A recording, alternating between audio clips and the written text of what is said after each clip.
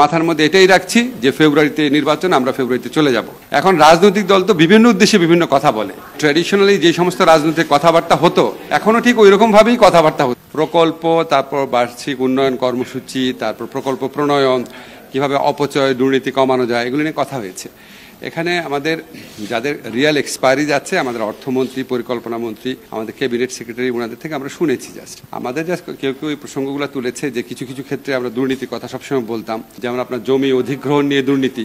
জমি অধিগ্রহণ করার সময় যে এত বেশি দাম বৃদ্ধি করে দেখায়, জন্য প্রকল্প ব্যয় বেড়ে যায়। তারপরে আপনার পিডব্লিউডিতে জিনিসপত্রের দাম অনেক বাড়িয়ে বিক্রি করে, বালিশকাণ্ড আপনাদের মনে আছে। এই সমস্ত বিষয়ে পদক্ষেপ যেন নেওয়া হয়, এগুলি আলোচনা হচ্ছে। আমাদের প্রকল্পে দুর্নীতির ব্যাপারে ধরেন আমি যে এই জিনিসগুলো ভালো বুঝি না, এগুলি তো পরিকল্পনা কমিশন আছে, পরিকল্পনা মন্ত্রণালয় আছে, আমাদের অর্থ মন্ত্রণালয় আছে, ওনারা দেখছেন। আমাদের যারা সিনিয়র সচিবরা আছেন ওনারা দেখছেন।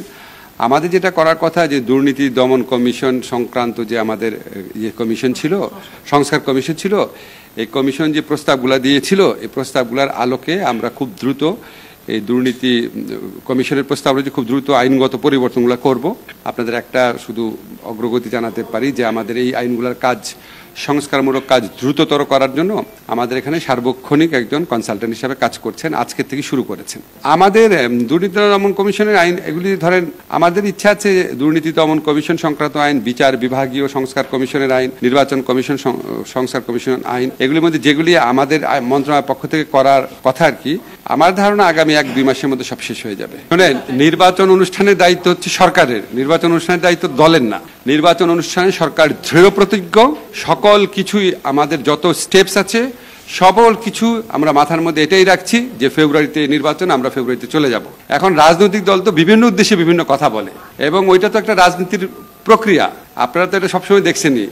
এখন বাংলাদেশে যারা ট্র্যাডিশনালি যে সমস্ত রাজনৈতিক কথাবার্তা হতো এখনো ঠিক ওই রকম ভাবেই কথাবার্তা হচ্ছে। কথাবার্তা খুব বেশি গুণগত পরিবর্তন হয় নাই। ফলে নির্বাচনের সময় নিয়ে কে কি বললো না বললো, এটা আপনার রাজনৈতিক প্রক্রিয়ার অংশ হিসেবেই দেখবেন। আমাদের সরকারের পক্ষ থেকে আমরা দৃঢ় প্রতিজ্ঞ আছি। আমাদের স্যার একজন সর্বজন স্বীকৃত, একজন বিশ্ব পর্যায়ে নন্দিত মানুষ, উনি নিজে ঘোষণা করেছেন, এবং ওনার এই ঘোষণার থেকে আমাদের পিছিয়ে আসার বিন্দুমাত্র মানে চিন্তা নাই, বিন্দুমাত্র চিন্তা নেই। ঠিক আছে।